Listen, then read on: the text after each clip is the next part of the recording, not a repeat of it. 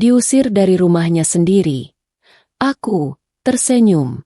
Mereka lupa, akulah arsitek di balik setiap sudut megah ini, dan yang lebih penting, sertifikat kepemilikan rumah ini masih ada di tanganku. Kini, saatnya mereka tahu siapa pemilik sejati. Assalamualaikum warahmatullahi wabarakatuh. Kalian dari mana aja nih? Absen yuk, jangan lupa subscribe. Buat yang sudah subscribe, semoga selalu diberkahi kebaikan dan rezeki yang mengalir.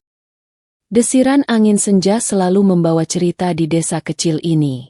Aku, dengan jilbab yang memayungi kepala, sering duduk di teras belakang, memandangi hamparan sawah yang mulai menguning. Rumah ini, rumah yang berdiri kokoh dengan tiang-tiang kayu jati pilihan, adalah saksi bisu perjalanan panjangku. Setiap sudutnya, setiap ukiran di kusen jendela, adalah buah dari keringat dan pikiranku. Aku mengenalnya lebih dari siapapun, bahkan lebih dari keluargaku sendiri. Sejak menikah bertahun-tahun lalu, aku selalu membayangkan sebuah tempat di mana kedamaian bersemayam. Bukan sekadar bangunan, tapi sebuah rumah.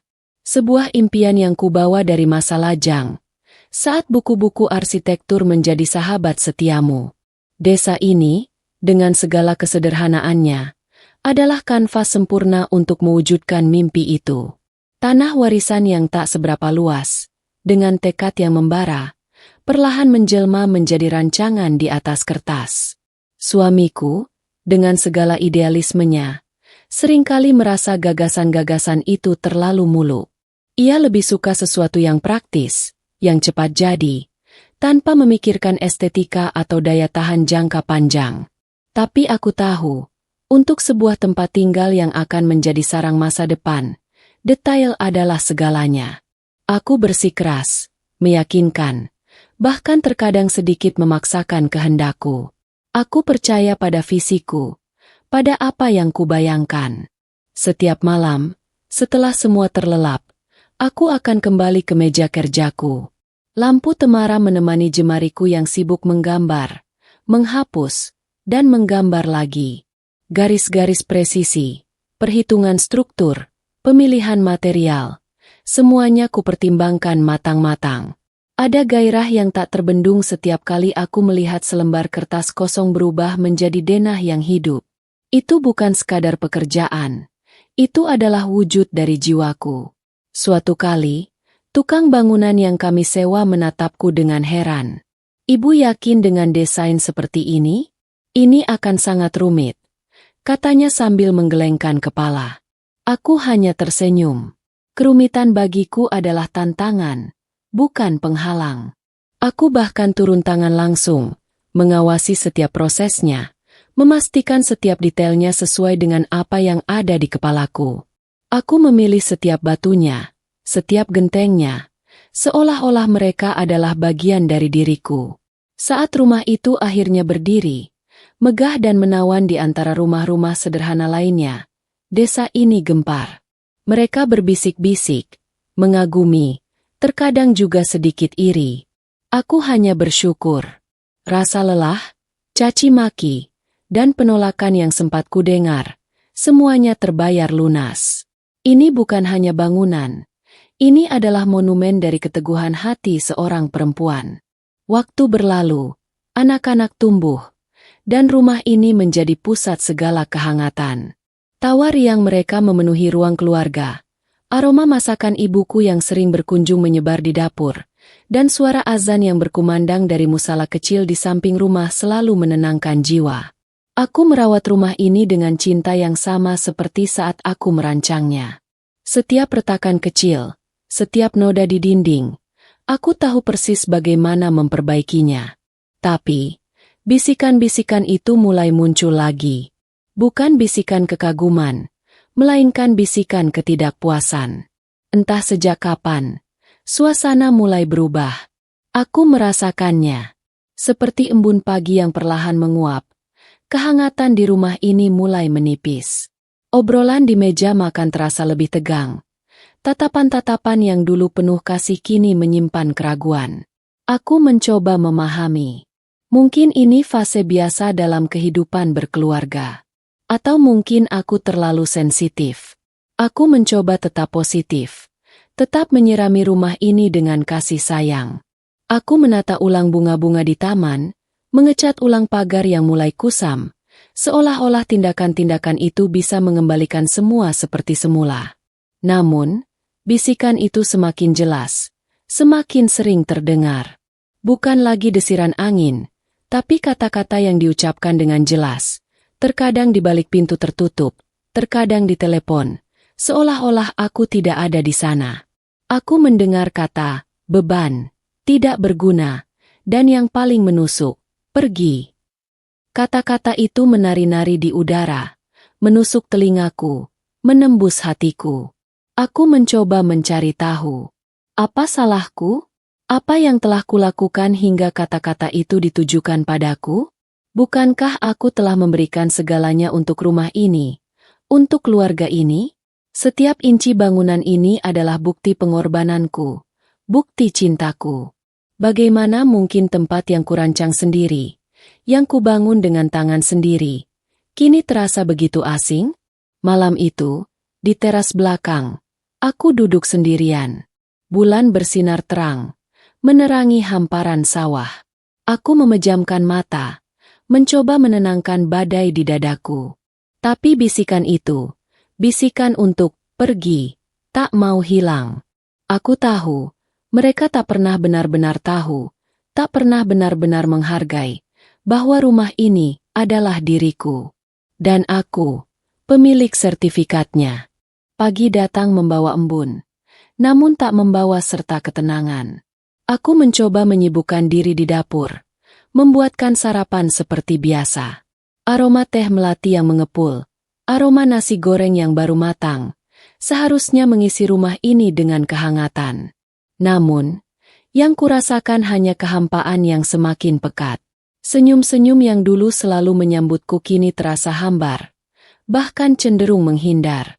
Anak-anakku, yang dulu selalu berebut memelukku saat aku pulang dari pasar, kini lebih banyak bermain di kamar mereka. Mereka tumbuh menjadi remaja yang lebih mandiri, tentu saja, tapi ada jarak yang tak biasa.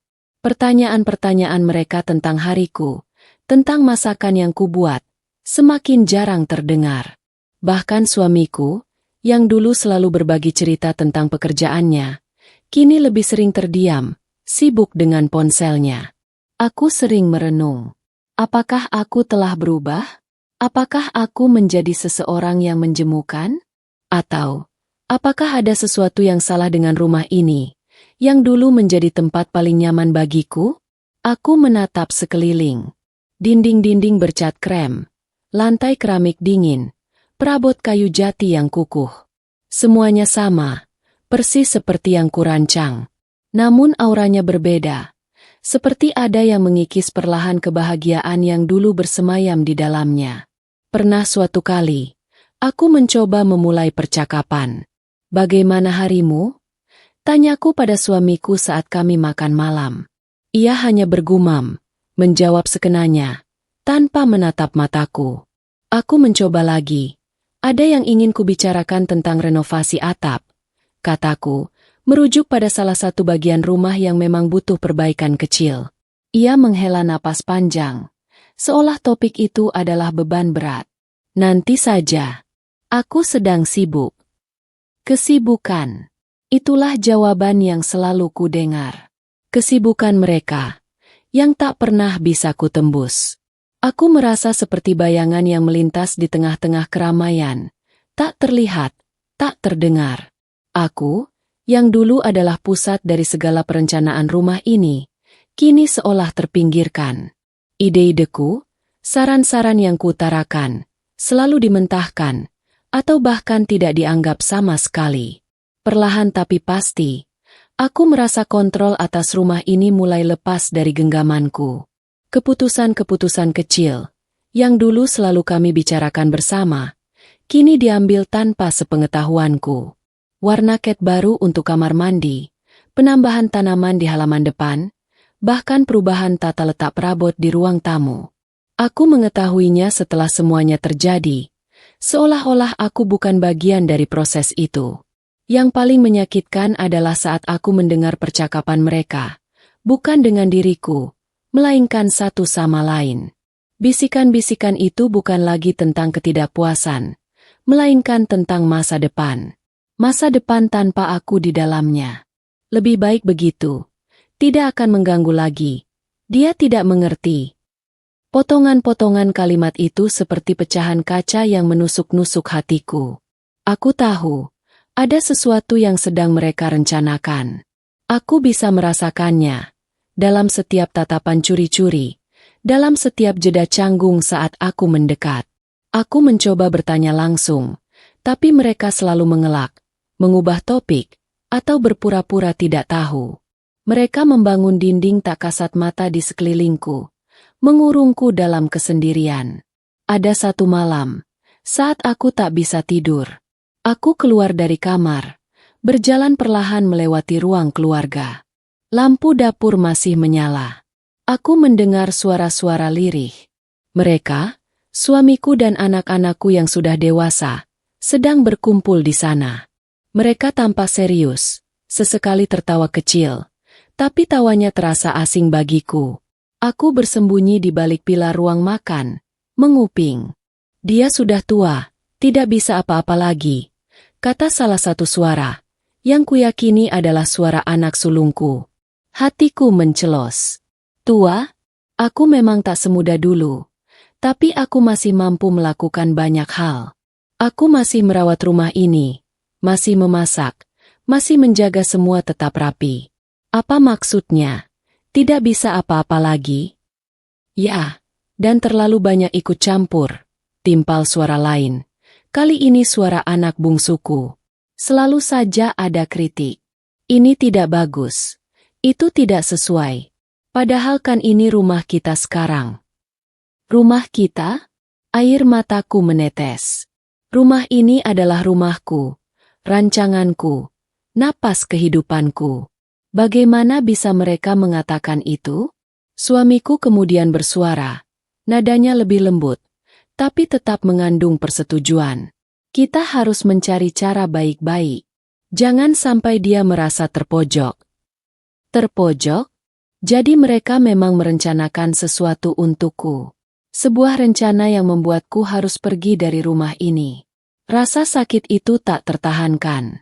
Aku berbalik, kembali ke kamar tidur dengan langkah gontai. Air mata membasahi jilbabku.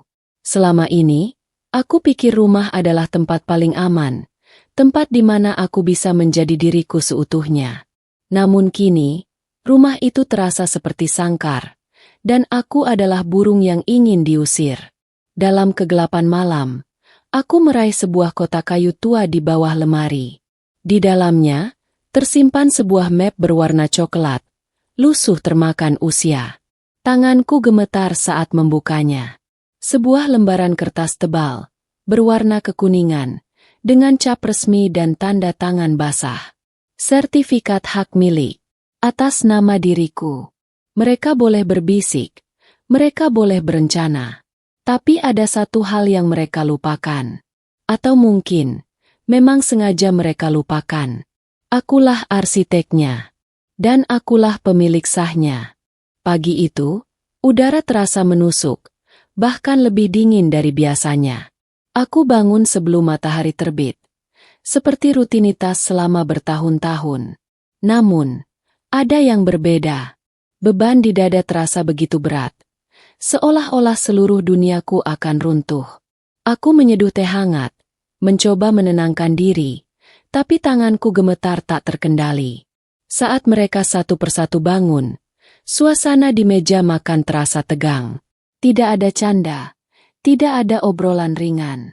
Hanya suara sendok beradu dengan piring, dan sesekali deheman canggung. Aku menatap satu persatu wajah yang kucintai. Wajah-wajah yang dulu selalu memancarkan kebahagiaan saat bersamaku, kini tampak murung, atau bahkan menghindariku. Anak sulungku, yang selalu kuimpikan menjadi penerus kebahagiaan di rumah ini, tampak gelisah. Ia sesekali melirikku, lalu cepat-cepat menunduk. Anak bungsuku, yang selalu manja dan riang, kini menjaga jarak. Suamiku, dia tampak paling sulit, tatapannya kosong, seperti menyimpan rahasia besar yang membebani pikirannya. Setelah sarapan, saat aku sedang membereskan meja, suamiku berdehem. Suaranya terdengar berat, seolah-olah setiap kata yang akan keluar adalah beban baginya. Ada yang ingin kami bicarakan, katanya, tanpa menatap mataku. Anak-anakku mengangguk setuju, menatapku dengan sorot mata yang sulit kuartikan. Ada iba, ada rasa bersalah, tapi juga ada tekad yang kuat. Aku mengangguk perlahan. Hatiku sudah menduga apa yang akan terjadi. Aku duduk di sofa ruang tamu, di tempat yang selalu menjadi singgasanaku saat kami berkumpul. Namun, kini aku merasa seperti terdakwa di depan para juri. Mereka duduk melingkar di hadapanku, seperti sedang menginterogasiku. Begini, suamiku memulai. Suaranya sedikit bergetar. Kami sudah membicarakannya. Kami rasa, mungkin akan lebih baik jika kamu. Ia berhenti, seolah mencari kata yang tepat. Aku menunggunya. Aku tahu kata-kata itu akan menyakitkan, tapi aku harus mendengarnya. Anak sulungku mengambil alih. Kami pikir, ibu perlu istirahat. Ibu sudah bekerja keras selama ini. Istirahat?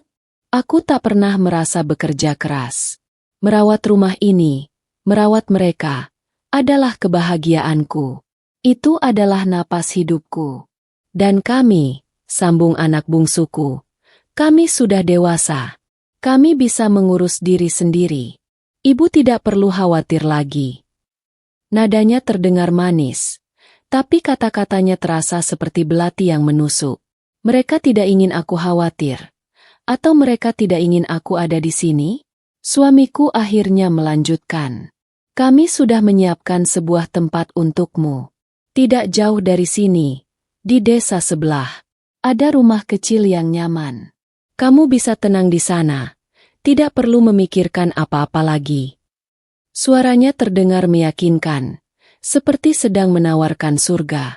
Tapi bagiku, itu adalah neraka. Aku menatap mereka satu persatu. Tidak ada kemarahan di wajahku, hanya kesedihan yang mendalam. Jadi, kalian ingin aku pergi? Tanyaku, suaraku nyaris berbisik. Aku mencoba menahan air mata. Mencoba tetap tenang. Tapi ada badai di dalam diriku yang tak bisa kusamarkan. Mereka terdiam. Tak ada yang menjawab. Keheningan itu jauh lebih menyakitkan daripada kata-kata kasar. Itu adalah pengakuan. Itu adalah vonis. Aku diusir dari rumahku sendiri. Ini bukan pengusiran, Ibu, kata anak sulungku, mencoba membela diri. Ini demi kebaikan Ibu. Ibu bisa menikmati masa tua dengan tenang, tidak perlu repot lagi. Repot. Merawat rumah ini adalah kebahagiaan, bukan kerepotan. Aku tersenyum tipis, senyum yang terasa pahit. Kebaikan? Apa kalian tahu apa artinya rumah ini bagiku? Aku menatap sekeliling. Setiap dinding, setiap lantai, setiap atap, semuanya adalah bagian dari diriku. Kalian tahu berapa banyak keringat yang kutumpahkan untuk membangunnya? Berapa banyak malam yang kuhabiskan untuk merancangnya? Mereka menunduk. Mereka tidak tahu. Mereka tidak pernah benar-benar tahu. Mereka hanya melihat bangunan fisiknya, bukan jiwa di dalamnya. Mereka hanya melihat fungsinya, bukan sejarahnya. Aku yang memilih setiap batunya, setiap gentengnya. Aku yang mengawasi setiap tukang. Aku yang memastikan setiap inci bangunan ini sesuai dengan impianku. Kataku, suaraku mulai bergetar. Aku yang merancangnya. Dari nol. Dari selembar kertas kosong, menjadi rumah kokoh ini. Mereka mengangkat kepala. Tatapan mereka sedikit berubah. Ada sedikit kebingungan, sedikit rasa bersalah. Tapi tetap saja, ada keputusan yang sudah bulat di mata mereka. Ini rumah kalian, Ibu, kata suamiku, mencoba meluruskan. Kami hanya ingin yang terbaik untukmu. Aku menghela napas panjang. Rumah kalian? Apakah kalian tahu siapa pemilik sah rumah ini? Aku bangkit, berjalan perlahan menuju rak buku di ruang keluarga. Aku mengambil sebuah map coklat yang kusimpan di sana. Map yang sama yang kubuka tadi malam. Mereka menatapku dengan heran, tak mengerti apa yang kulakukan. Aku mengeluarkan selembar kertas tebal, yang sudah sedikit usang, namun masih sangat jelas terbaca. Sebuah sertifikat hak milik. Aku mengangkat sertifikat itu tinggi-tinggi, agar mereka semua bisa melihatnya. Nama yang tertera di sana, dengan jelas dan tak terbantahkan, adalah namaku. Bukan nama suamiku, bukan nama anak-anakku. Namaku. Suasana hening seketika.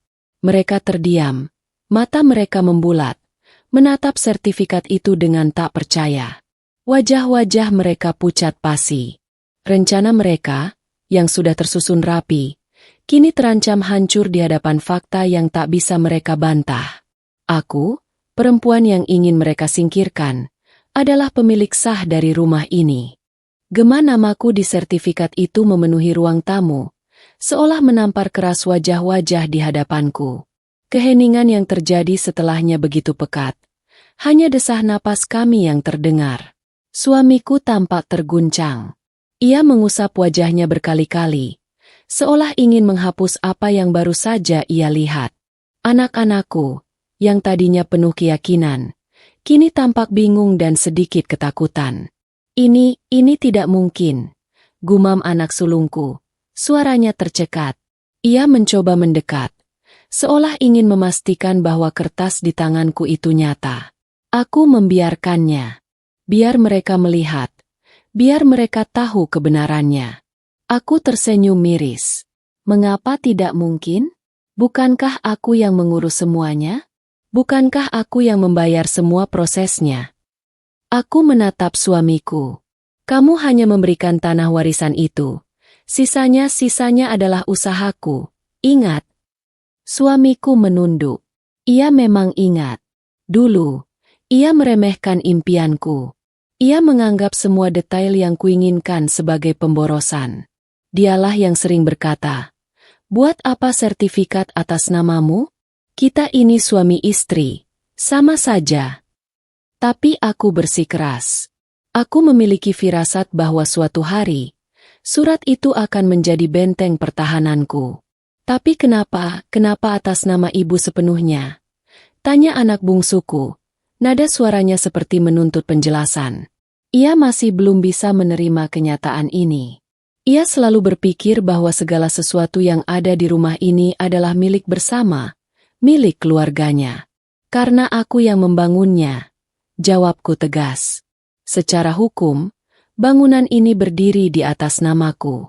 Tanah ini mungkin awalnya warisan, tapi bangunannya adalah ciptaanku, investasiku, dan ya secara hukum, milikku. Aku menekankan setiap kata. Bukan untuk menyombongkan diri, tapi untuk menegaskan posisiku yang tak bisa digoyahkan. Wajah-wajah mereka berubah pucat. Mereka saling pandang, seolah mencari jawaban atau dukungan dari yang lain. Tapi tidak ada. Semua rencana yang mereka susun, semua bisikan dan pertemuan rahasia mereka, kini terasa begitu rapuh di hadapan selembar kertas itu. Jadi kita tidak bisa maksudnya.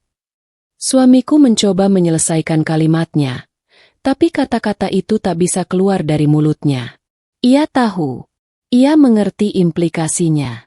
Ya, potongku. Kalian tidak bisa begitu saja menyuruhku pergi dari rumah ini. Karena ini adalah rumahku. Secara hukum, aku punya hak penuh atasnya. Aku melihat kilatan penyesalan di mata suamiku. Penyesalan? Atau hanya ketakutan akan konsekuensi? Aku tak tahu. Anak sulungku akhirnya memberanikan diri. Tapi Bu, ini kan juga rumah kami. Kami tinggal di sini. Benar, kataku. Selama ini, aku tidak pernah membedakan. Aku selalu menganggap ini rumah kita bersama. Aku merawat kalian, merawat rumah ini, dengan sepenuh hati. Tapi kalian ingin mengusirku dari rumah yang kubangun sendiri. Kalian ingin membuangku begitu saja, setelah semua yang kulakukan. Suara anak sulungku melunak. Tidak begitu, Bu. Kami hanya ingin ibu tidak terlalu lelah. Lelah? Aku tertawa hambar. Kalian kira aku lelah? Kalian tidak tahu betapa berartinya rumah ini bagiku. Kalian tidak tahu betapa setiap sudutnya punya cerita. Cerita tentang perjuanganku, tentang impianku. Aku menatap suamiku. Kamu tahu persis bagaimana aku dulu menghadapi semua keraguanmu. Bagaimana aku berjuang meyakinkanmu bahwa desain ini, bahan ini, semua ini adalah yang terbaik.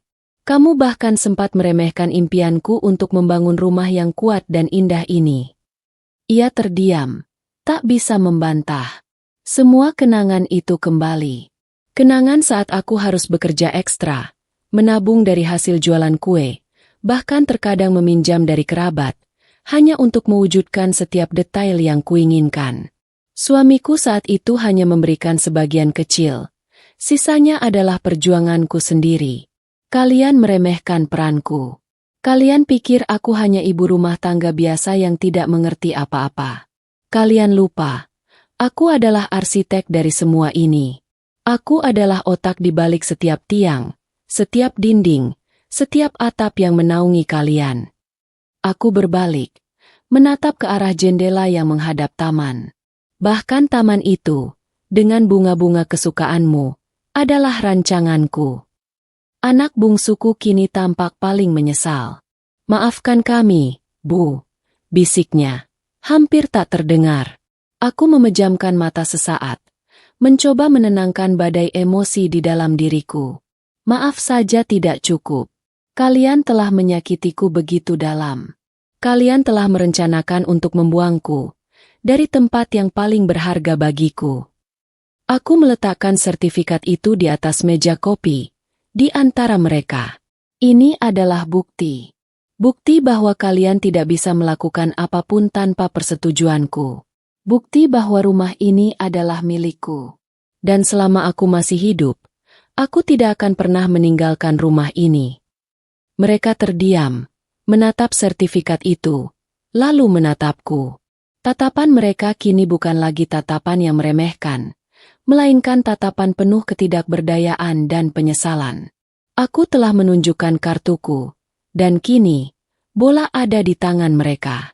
Akulah penguasa sebenarnya di rumah ini, bukan mereka. Setelah pengungkapan sertifikat itu, suasana di rumah ini berubah drastis. Kebisuan yang tadinya penuh ketegangan, kini menjadi kebisuan yang berbicara. Tidak ada lagi bisikan-bisikan di balik pintu. Tidak ada lagi pertemuan rahasia. Yang ada hanyalah tatapan-tatapan canggung dan upaya-upaya kikuk untuk kembali bersikap normal. Namun, keretakan itu terlalu dalam untuk ditutupi begitu saja. Aku melanjutkan rutinitasku seperti biasa, memasak, membersihkan rumah, mengurus kebun. Tapi setiap gerakanku terasa diawasi. Suamiku dan anak-anakku tampak menghindari kontak mata denganku. Jika terpaksa berbicara, suara mereka terdengar ragu, seperti takut salah ucap dan memicu ledakan yang lebih besar. Pernah suatu kali, anak sulungku mencoba membantu mencuci piring. Sebuah pemandangan yang langka. Aku menatapnya. Ada sedikit senyum di bibirku. Tidak perlu, Nak. Aku bisa sendiri. Ia cepat-cepat menarik tangannya. Wajahnya memerah. Aku tahu, ini bukan karena niat baiknya, melainkan karena rasa bersalah yang menghantuinya. Aku tidak lagi mendengar keluh kesah mereka tentang betapa aku terlalu ikut campur, atau sudah tua. Mereka bahkan berusaha meminta pendapatku tentang hal-hal kecil, seperti menu makan malam atau warna taplak meja yang baru. Aku tahu, itu semua adalah topeng. Mereka mencoba memperbaiki keadaan, tapi cara mereka terlalu kentara. Di sisi lain, aku merasakan kelelahan yang luar biasa. Bukan lelah fisik, tapi lelah batin. Perjuangan untuk mempertahankan rumah ini, untuk menegaskan posisiku, telah menguras energiku. Aku merasa seperti sedang berada di medan perang, di mana musuhku adalah orang-orang yang kucintai. Suatu malam, aku melihat suamiku duduk sendirian di teras belakang, di tempat favoritku. Ia menatap bintang-bintang dengan tatapan kosong. Aku tahu, ia memikirkan sesuatu. Aku mendekatinya, duduk di sampingnya. Ia sedikit terkejut, tapi tidak beranjak. "Apa yang kamu pikirkan?" tanyaku lembut. Ia menghela napas panjang. Aku tidak tahu harus bilang apa. Aku merasa bersalah. Bersalah karena apa? Karena semua ini. Karena kami ingin mengusirmu. Suaranya terdengar parau. Aku tidak pernah berpikir sejauh itu. Aku hanya ingin kehidupan yang lebih tenang, tanpa keributan. Aku menatapnya. Jadi, aku adalah keributan. Ia cepat-cepat menggeleng. Bukan begitu. Hanya saja, perbedaan pendapat kita membuatku lelah. Aku memejamkan mata. Perbedaan pendapat? Bukankah itu bagian dari kehidupan berumah tangga? Aku selalu ingin yang terbaik untuk rumah ini, untuk masa depan kami. Mungkin caranya terlalu keras. Mungkin aku terlalu memaksakan kehendakku. Tapi niatku selalu baik. Kamu tahu, saat aku membangun rumah ini, kataku, memandang langit malam, aku membayangkan sebuah tempat di mana kita semua bisa tumbuh bersama. Tempat di mana tawa anak-anakku akan selalu bergema. Tempat di mana kita bisa berbagi cerita, suka dan duka. Aku tidak pernah membayangkan akan ada hari di mana aku diusir dari sini. Ia terdiam. Mungkin ia tak pernah melihatnya dari sudut pandangku. Mungkin ia hanya melihat rumah ini sebagai sebuah bangunan, bukan sebagai perwujudan dari impian dan perjuangan. Sertifikat itu, aku melanjutkan, bukan hanya selembar kertas. Itu adalah bukti dari semua usahaku. Bukti bahwa aku tidak pernah main-main dengan impianku. Bukti bahwa aku tidak akan menyerah pada apa yang kupercayai. Aku tahu, gumamnya. Aku yang salah. Aku meremehkanmu. Aku mengangguk. Ya, kamu meremehkanku. Kalian semua meremehkanku. Kalian pikir karena aku hanya seorang ibu rumah tangga, aku tidak punya kekuatan, tidak punya hak. Tapi kalian lupa, seorang ibu rumah tangga juga punya kekuatan. Kekuatan untuk membangun, kekuatan untuk menjaga, dan kekuatan untuk melindungi apa yang menjadi miliknya. Kami terdiam lagi, hanya suara jangkrik yang menemani. Ada penyesalan di matanya. Aku bisa merasakannya. Tapi apakah penyesalan itu cukup untuk memperbaiki semua yang telah rusak? Aku tak tahu. Malam itu, aku menyadari satu hal. Meskipun aku telah menunjukkan kekuasaanku, meskipun aku telah menegaskan hakku, keretakan di antara kami tidak akan sembuh begitu saja. Luka itu terlalu dalam. Kebisuan itu mungkin telah menggantikan bisikan-bisikan.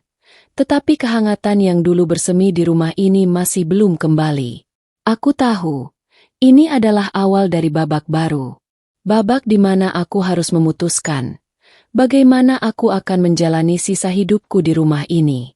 Apakah aku akan terus menjaga jarak? Ataukah aku akan mencoba membangun kembali jembatan yang telah runtuh? Aku tak tahu jawabannya, tapi aku tahu satu hal. Aku tidak akan pernah meninggalkan rumah ini. Tidak akan pernah. Hari-hari berikutnya adalah masa-masa yang canggung. Suamiku dan anak-anakku mencoba mendekat, dengan cara mereka sendiri yang kikuk. Anak bungsuku sesekali membawakan teh hangat saat aku di teras, atau menemaniku menyiram bunga. Anak sulungku mulai bertanya tentang resep masakan favoritnya, atau menawarkan bantuan saat aku mengangkat belanjaan. Suamiku, ia yang paling sulit. Ia mencoba memulai percakapan-percakapan ringan tentang cuaca atau berita di desa.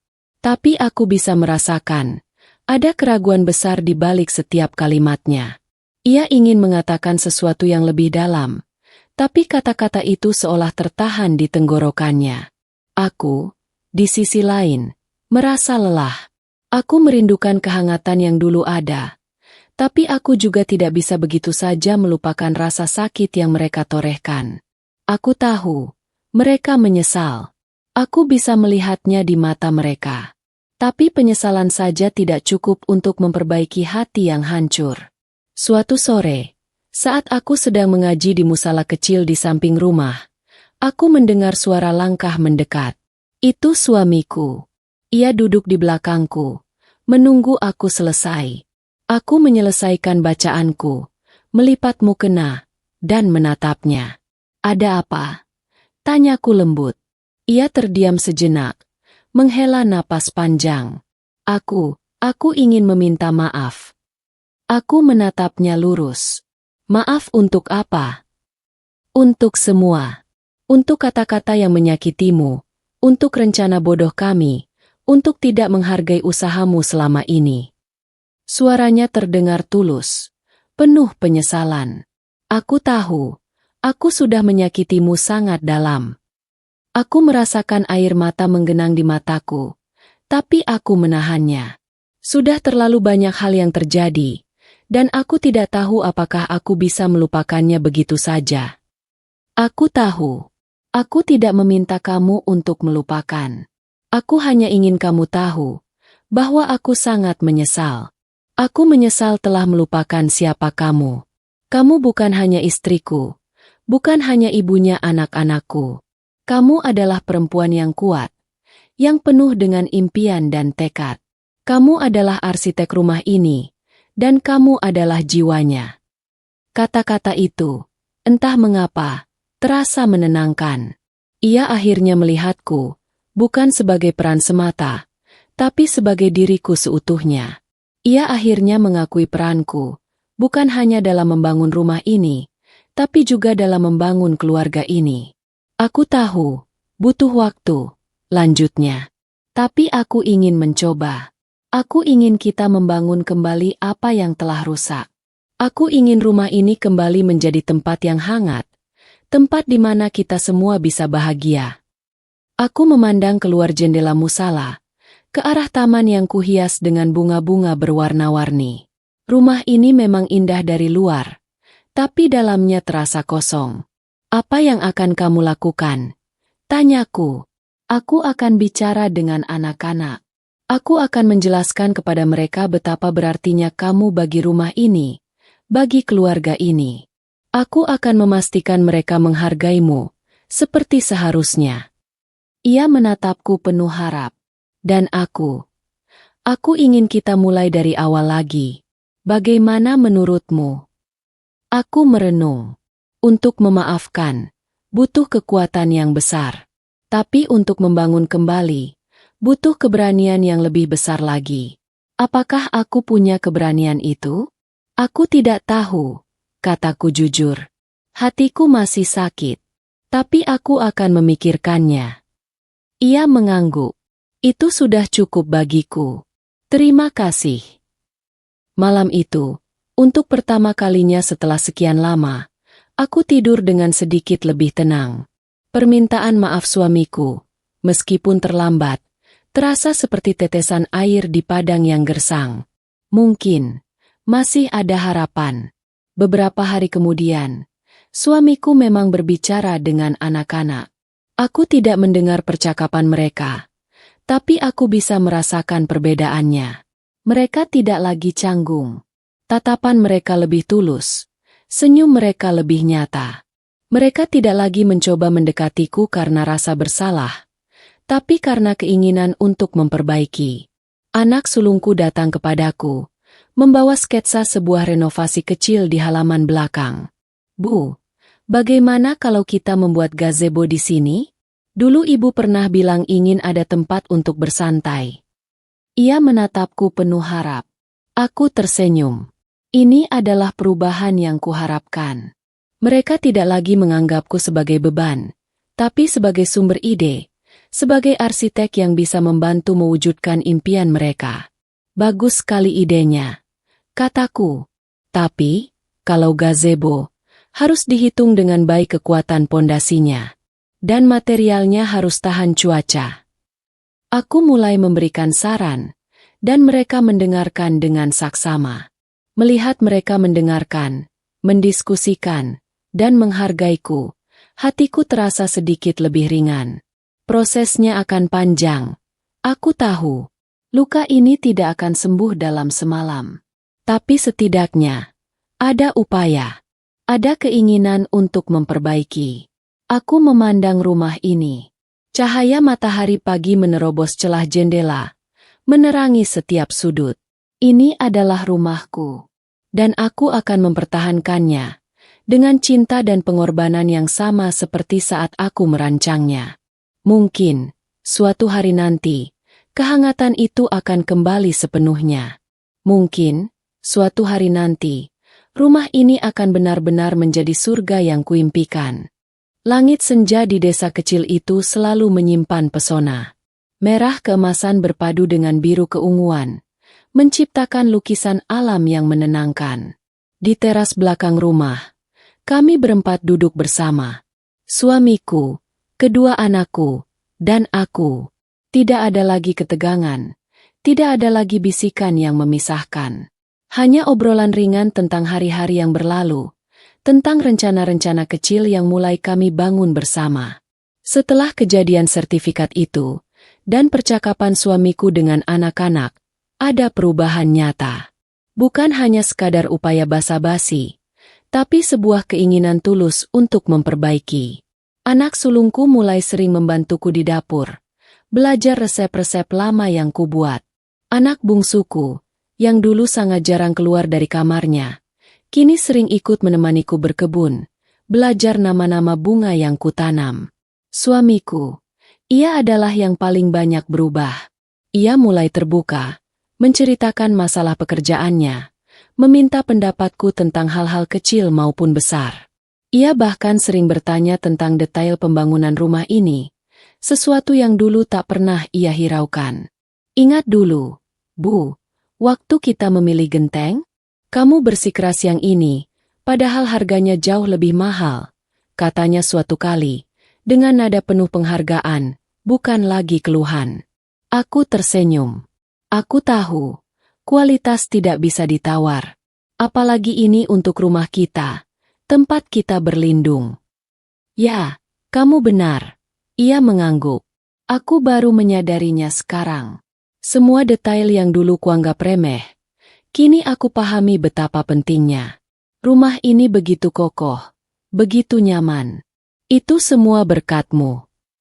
Mendengar pengakuan itu, hatiku terasa hangat. Bukan karena ingin dipuji, tapi karena akhirnya, setelah sekian lama, usahaku dihargai. Impianku, visiku, kini akhirnya dipahami dan diakui. Kami mulai berdiskusi tentang rencana gazebo di halaman belakang. Aku mengeluarkan sketsa-sketsa lamaku, menunjukkan bagaimana penempatan yang ideal, jenis kayu yang cocok, dan bagaimana memadukannya dengan taman yang sudah ada.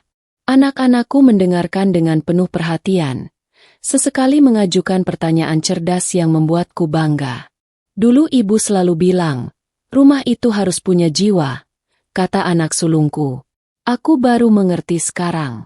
Ibu membangun rumah ini dengan jiwamu sendiri.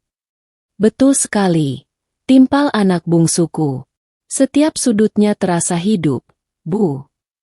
Aku menatap wajah-wajah mereka. Wajah-wajah yang dulu penuh dengan rencana untuk menyingkirkanku, kini penuh dengan kehangatan dan rasa hormat. Aku tahu, mereka benar-benar tulus. Rasa sakit itu belum sepenuhnya hilang, tapi perlahan, benih-benih rekonsiliasi mulai tumbuh. Kami tidak pernah membahas lagi tentang rumah kecil di desa sebelah, atau istirahat yang aku butuhkan. Topik itu seolah lenyap dari perbincangan, terkubur oleh rasa malu dan penyesalan mereka. Aku pun tak pernah mengungkitnya. Biarlah masa lalu tetap di masa lalu, dan kami fokus pada masa kini dan masa depan. Aku menyadari, rumah ini bukan hanya tentang sertifikat kepemilikan. Ini adalah tentang tempat di mana aku bisa dicintai, dihargai, dan diakui. Ini tentang keluarga. Dan untuk mendapatkan itu kembali, aku harus berjuang. Rekonsiliasi ini tidak terjadi begitu saja.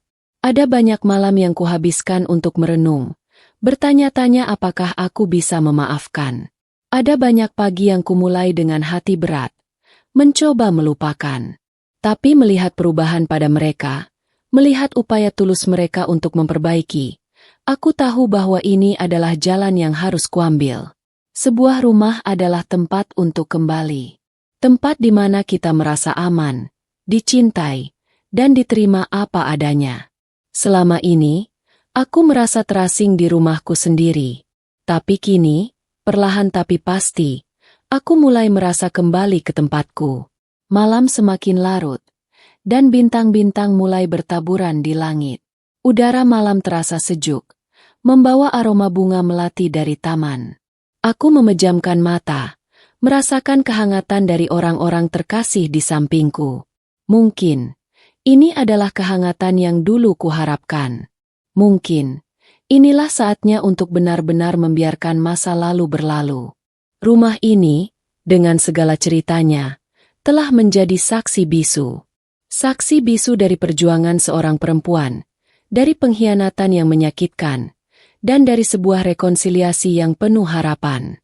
Aku tidak akan pergi dari rumah ini, karena ini bukan hanya bangunan. Ini adalah hidupku. Meskipun rekonsiliasi perlahan terjalin, ada bayangan yang masih menghantui. Bukan dari keluarga inti, tapi dari bisik-bisik tetangga di desa. Berita tentang drama di rumah kami rupanya telah menyebar seperti api.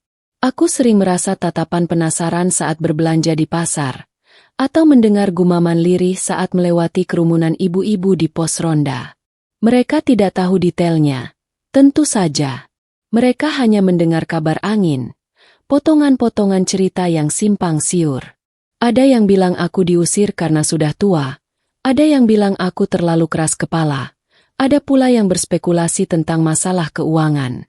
Aku mendengar semuanya, dan itu membuatku merasa tidak nyaman. Pernah suatu pagi, saat aku menyiram tanaman di halaman depan, seorang tetangga mendekat. Ia tersenyum ramah, tapi matanya menyimpan sejuta pertanyaan. "Bagaimana kabarmu, Bu?" tanyanya. Nadanya terlalu manis. Aku tahu apa maksudnya. Aku hanya tersenyum tipis. "Alhamdulillah, sehat." Ia kemudian mulai basa-basi, menanyakan tentang anak-anakku, tentang kebunku. Lalu, ia mulai memancing. "Oh ya, kudengar ada sedikit perbedaan pendapat di rumahmu ya, Bu? Semoga cepat selesai ya." Aku menatapnya lurus. "Setiap rumah punya ceritanya sendiri, Bu. Sama seperti setiap manusia punya ujiannya masing-masing." Aku memberikan jawaban yang diplomatis, tanpa memberikan detail apapun. Ia tampak kecewa, tapi tidak bisa berbuat apa-apa. Bayangan-bayangan ini membuatku sadar bahwa memulihkan hubungan internal keluarga adalah satu hal, tetapi mengelola persepsi orang lain adalah hal lain yang tak kalah menantang. Aku tidak ingin rumah ini, yang kurancang dengan cinta, menjadi bahan gunjingan. Aku ingin rumah ini tetap menjadi simbol kedamaian, bukan drama. Suamiku dan anak-anakku juga menyadari hal ini. Mereka juga merasakan tatapan dan bisikan dari luar. Hal itu membuat mereka semakin protektif terhadapku. Anak sulungku sering menemaniku pergi ke pasar, seolah ingin menunjukkan bahwa kami baik-baik saja. Anak bungsuku akan menanggapi pertanyaan tetangga dengan senyum lebar dan jawaban singkat, agar tidak ada celah untuk spekulasi lebih lanjut. Namun, yang paling mengejutkan adalah inisiatif dari suamiku. Suatu sore, ia datang kepadaku dengan ide. "Bagaimana kalau kita mengadakan syukuran kecil? Mengundang tetangga-tetangga dekat, untuk menunjukkan bahwa kita baik-baik saja." Aku terkejut. "Syukuran apa?" "Syukuran kesehatan kita. Syukuran karena rumah ini selalu diberkahi. Apapun alasannya, yang penting kita menunjukkan bahwa tidak ada masalah di sini." Ia menatapku serius.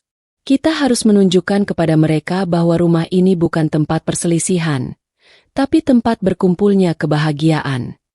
Aku merenung. Ini adalah ide yang bagus. Sebuah syukuran adalah cara yang sangat Indonesia untuk meredakan ketegangan, untuk menunjukkan kebersamaan, dan untuk membungkam bisik-bisik. Baiklah, kataku. Tapi kita harus melakukannya dengan tulus. Bukan hanya untuk pencitraan. Tentu saja, jawabnya. Aku ingin ini menjadi awal yang baru. Bukan hanya di dalam rumah, tapi juga di mata orang lain. Kami mulai merencanakan syukuran itu. Aku kembali ke dapur, membuat hidangan-hidangan favorit desa. Suamiku dan anak-anakku membantu membersihkan rumah, menata halaman, dan menyebarkan undangan. Mereka bekerja sama denganku, tanpa keluhan, tanpa paksaan. Ada semangat kebersamaan yang dulu sempat hilang, kini kembali terasa. Hari syukuran tiba. Aroma masakan memenuhi udara. Tawa dan obrolan hangat mengisi setiap sudut rumah. Tetangga-tetangga datang, membawa senyum dan doa. Mereka melihat kami, keluarga yang harmonis, yang sibuk melayani tamu, yang tertawa bersama. Mereka melihat rumah ini, yang begitu indah dan terawat. Aku melihat tatapan mereka.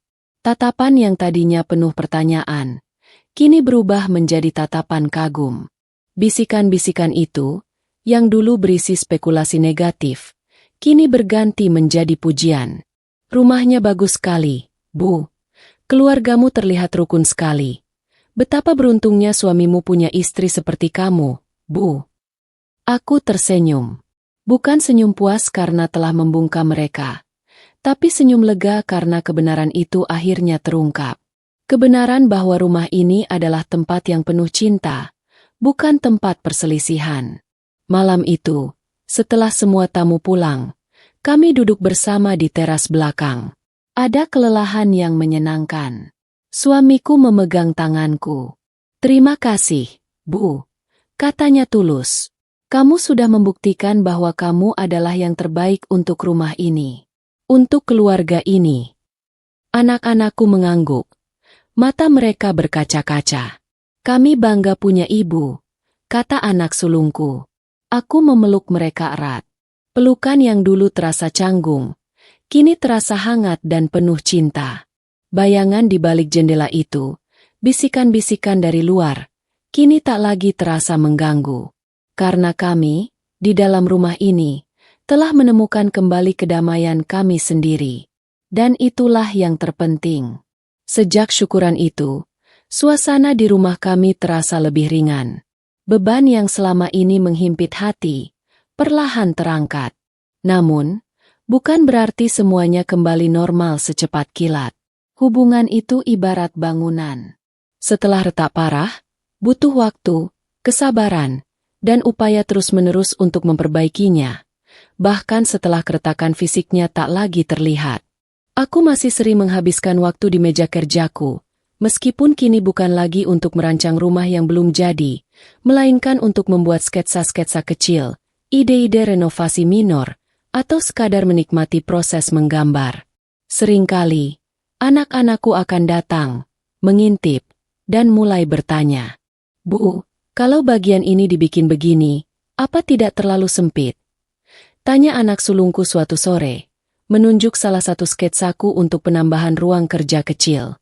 "Tidak, karena kita akan menggunakan partisi geser, jadi bisa disesuaikan," jelasku. "Dan pencahayaannya juga harus diperhatikan. Ruang kerja itu butuh cahaya alami yang cukup." Mereka mendengarkan dengan serius, bahkan terkadang memberikan masukan yang cukup baik. Aku tahu, ini bukan hanya tentang arsitektur. Ini tentang membangun kembali jembatan komunikasi, tentang saling menghargai ide dan pikiran. Mereka mulai melihatku sebagai seorang profesional di bidangku, bukan hanya sebagai ibu yang tugasnya hanya mengurus rumah. Suamiku pun demikian. Ia sering mengajakku berdiskusi tentang perawatan rumah. "Bu, atap kita sepertinya perlu diperiksa lagi sebelum musim hujan. Menurutmu bagaimana?" Ia tidak lagi mengambil keputusan sendiri, melainkan melibatkan diriku dalam setiap perencanaan. Ini adalah hal kecil, tapi sangat berarti bagiku. Itu menunjukkan bahwa ia mengakui peran dan keahlianku.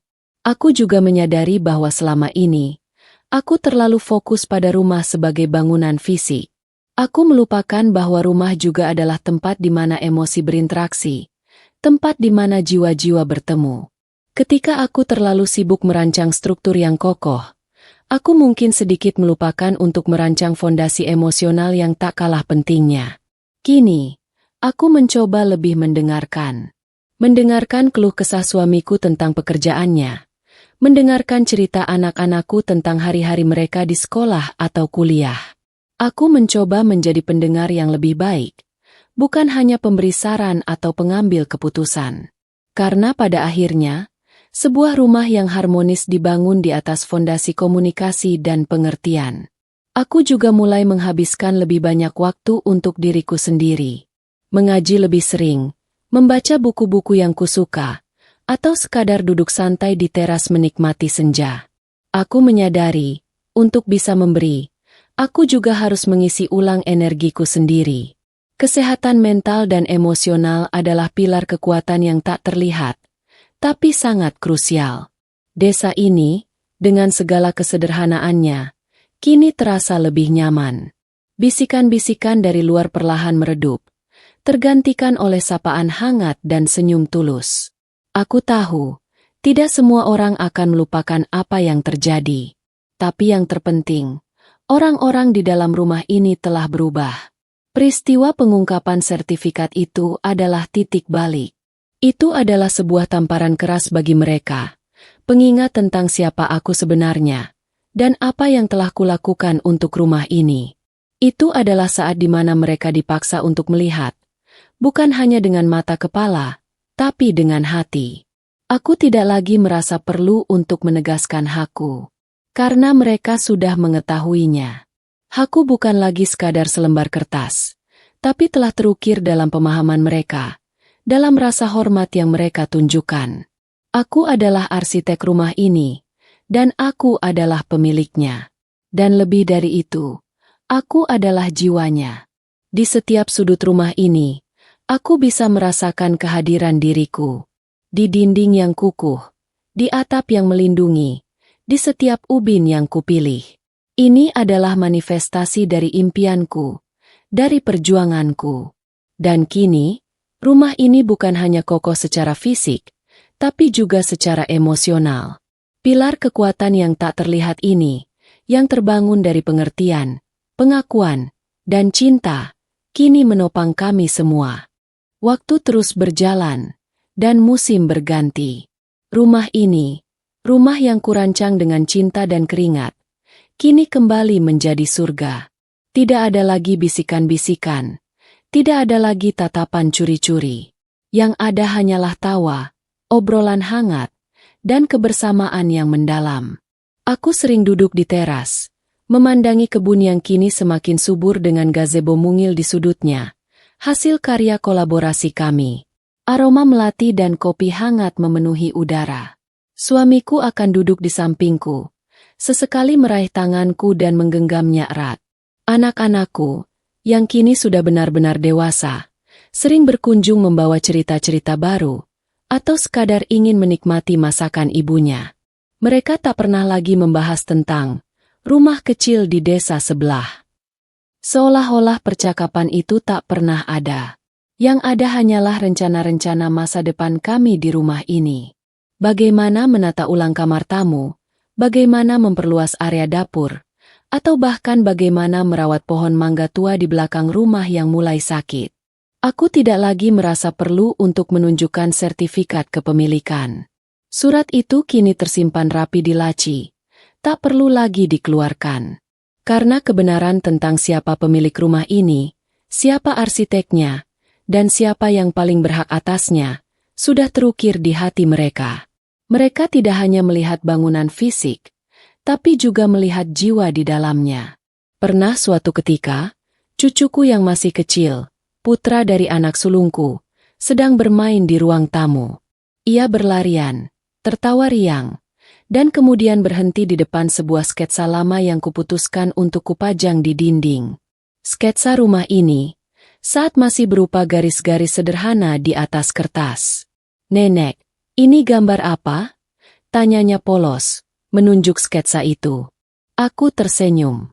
"Itu gambar rumah kita, Nak." Nenek yang menggambarnya. Nenek yang merancangnya. Dari awal sekali. Matanya berbinar. "Wah, hebat sekali nenek. Jadi rumah ini buatan nenek." "Betul sekali," kataku, mengusap kepalanya lembut. "Setiap sudut rumah ini, nenek yang memikirkannya. Supaya kita semua bisa nyaman dan bahagia di sini." Ia mengangguk-angguk, seolah memahami makna di balik kata-kataku. Aku menatapnya, lalu menatap anak-anakku yang tersenyum melihat interaksi kami. Aku tahu, mereka telah menceritakan kepada anak-anak mereka tentang peran pentingku. Mereka telah memastikan bahwa generasi berikutnya akan memahami nilai dari rumah ini, dan nilai dari orang yang merancangnya. Aku menyadari, perjalanan ini telah memberiku banyak pelajaran. Tentang pentingnya keteguhan hati, tentang arti sebuah rumah, dan tentang kekuatan seorang perempuan yang seringkali diremehkan. Aku juga belajar tentang memaafkan, tentang memberi kesempatan kedua, dan tentang membangun kembali fondasi yang telah retak. Rumah ini adalah mahakaryaku. Bukan hanya tumpukan batu dan kayu, tapi perwujudan dari impian, perjuangan, dan cinta. Aku tidak pernah pergi. Aku tetap di sini, di setiap napas rumah ini. Aku adalah arsiteknya, pemilik sertifikatnya, dan yang paling penting, aku adalah jantungnya. Desa kecil itu kini kembali menjadi saksi bisu. Bukan lagi saksi bisu konflik, melainkan saksi bisu sebuah keluarga yang menemukan kembali jalan pulang. Jalan pulang menuju kedamaian, menuju cinta, dan menuju kebahagiaan sejati di rumah yang mereka tinggali. Dan aku, sang arsitek, sang pemilik sertifikat, kini benar-benar merasa pulang. Pulang ke rumahku sendiri.